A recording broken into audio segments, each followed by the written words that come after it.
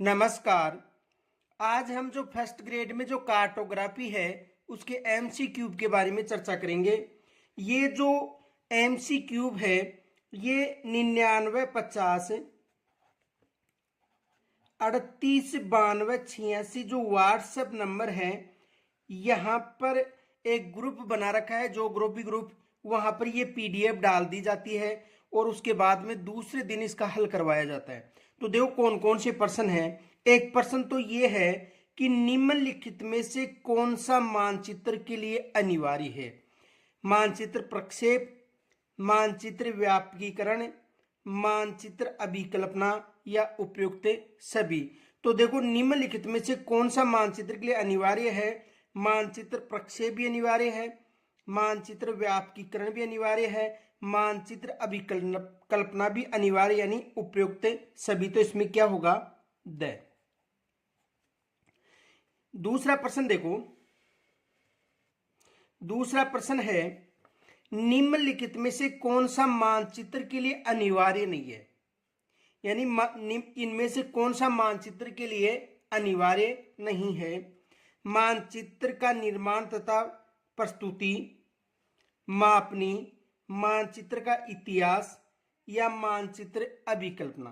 तो देखो मानचित्र का निर्माण तथा प्रस्तुति भी अनिवार्य है, मापनी भी, मानचित्र अभिकल्पना भी। तो क्या अनिवार्य नहीं है, मानचित्र का इतिहास ये अनिवार्य नहीं है किसके लिए, मानचित्र के लिए। तो इसमें क्या होगा से। अगला प्रश्न देखो, अगला प्रश्न है रेखाओं एवं आकृतियों के मानचित्र कहे जाने के लिए निम्नलिखित में से क्या अनिवार्य है। मानचित्र रूढ़, प्रतीक, उत्तर दिशा या मानचित्र मापनी। तो देखो रेखाओं और आकृतियों के मानचित्र कहे जाने के लिए निम्नलिखित में क्या अनिवार्य है, यानी जो मानचित्र मापनी है ये अनिवार्य होती है। तो इसमें क्या होगा द। अगला प्रश्न देखो, अगला प्रश्न है बिना मापनी के खींची रेखाओं तथा बहुभुज को कहा जाता है मापक, मानचित्र, रेखा चित्र या सभी। तो देखो बिना मापनी के यदि कोई भी चित्र बनाया जाता है रेखाओं के द्वारा तो उसे रेखा चित्र कहा जाता है। तो इसमें क्या होगा से। यानी कोई भी यदि मापनी के बिना, यदि मापनी के बिना कोई बनाया जाता है उसे क्या कहता है रेखा चित्र, और जो मापनी के आधार पर बनाया जाता है उसे मापक कहते हैं। तो इसमें क्या होगा, इसमें होगा से। अगला प्रश्न देखो, अगला प्रश्न है एक मानचित्र जिसकी मापनी 1:4000 एवं उससे बड़ी है तो उसे कहते हैं। यानी एक जो मानचित्र जिसकी मापनी कितनी है 1:4000 एवं उससे बड़ी तो उसे कहते हैं भूसंपत्ति मानचित्र, भित्ति मानचित्र, स्थलाकृति मानचित्र या एटलस मानचित्र। तो देखो उससे भूसंपत्ति मानचित्र कहा जाता है। कौन सा मानचित्र कहा जाता है, भूसंपत्ति मानचित्र। तो इसमें क्या होगा ए। अगला प्रश्न देखो, अगला प्रश्न है मानचित्र की मापनी किस बात को निर्धारित करती है। सूचनाओं को, विषय वस्तु को, वास्तविकताओं का समावेश या सभी। तो देखो मानचित्र की मापनी है वो सूचनाओं को भी, इनके अलावा विषय वस्तु और वास्तविकताओं का समावेश, यानी इसमें क्या होगा द उपयुक्त सभी। आगे देखो अगला प्रश्न, एक गोलाकार सतह को समतल सतह पर दर्शाने की प्रणाली को कहते हैं। एक गोलाकार सतह को समतल सतह पर दर्शाने की प्रणाली को कहते हैं मापनी कहते हैं, प्रक्षेप कहते हैं, मानचित्र कहते हैं या रेखा चित्र। तो देखो समतल आकृति पर प्रक्षेप को समतल आकृति पर दर्शाया जाता है। तो इसमें क्या होगा ब। अगला प्रश्न देखो,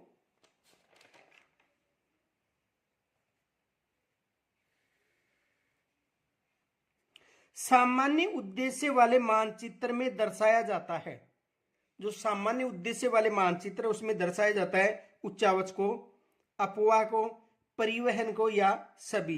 तो सामान्य उद्देश्य वाले मानचित्र में दर्शाया जाता है उच्चावच को भी दर्शाया जाएगा, अपवाह तंत्र को भी दर्शाया जाएगा, परिवहन को भी दर्शाया जाएगा। इसमें क्या होगा?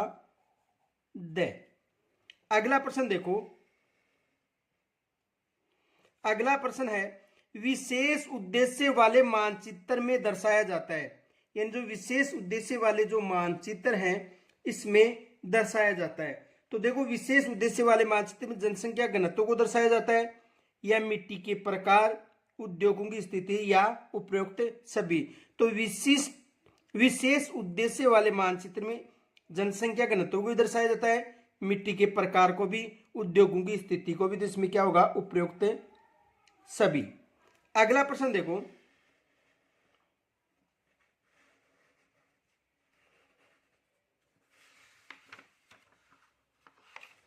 अगला प्रश्न है मानचित्र पर आकृतियों का सरल प्रदर्शन जो इसकी मापनी या उद्देश्य में उपयुक्त हो एवं उनके वास्तविक स्वरूप को प्रभावित नहीं करता हो कहलाता है। मानचित्र मापनी कहलाता है, या मानचित्र प्रक्षेप कहलाता है, या मानचित्र व्यापीकरण कहलाता है, या मानचित्र अभिकल्पना कहलाता है। तो देखो, मानचित्र की आकृतियों का सरल प्रदर्शन जो इसकी मापनी या उद्देश्य के उपयुक्त हो एवं उनके वास्तविक स्वरूप को प्रभावित नहीं करता हो कहलाता है मानचित्र व्यापकीकरण। तो इसमें क्या होगा? से। इसमें कौन सा ऑप्शन होगा? से। आगे देखो, अगला प्रश्न है रेखाओं की चौड़ाई का निर्धारण, रंगों का चयन मानचित्र में डैश डैश डैश के विभिन्न तत्वों की व्यवस्था और रूढ़ चिन्ह है। मानचित्र व्यापकीकरण होगा, या मानचित्र प्रक्षेप होगा, या मानचित्र मापनी होगा, या मानचित्र अभिकल्पना होगा। तो इसमें क्या होगा? देखो, मानचित्र अभिकल्पना होगा, यानी द।